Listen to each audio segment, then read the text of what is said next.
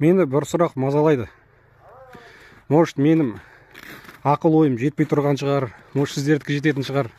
Неліктен біздің ауылда мынандай зданияларды салады, мысалы, спонсор шығып ауылым үшін деп.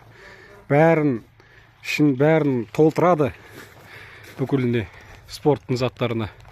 Бәрі әдем өтеді, келеді, акиматтан келеді, Талдықорғаннан, облыстан келеді, лентасын қияды, телевидение келеді.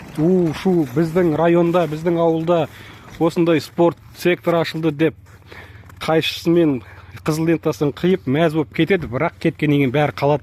3 жыл болды мынаның зданияның документі жасалып бітпей жатыр. Документ жасау үшін бәленбай миллион ақша керек дейді.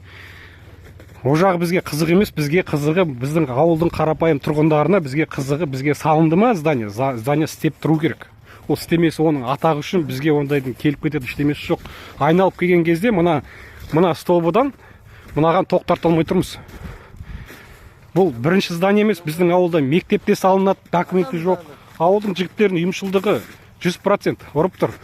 Ешқандай, бірақ мен енді жамандағым кеп тұрған жоқ. Міне қараңыздар, ар жағында мына зданияда тұр, былтыр біту керек болған. Бұл кірпіштен салынып жатқан жоқ қой. Мынау деген каркастан әкелді, құрай салды. Бұл да бітпеді.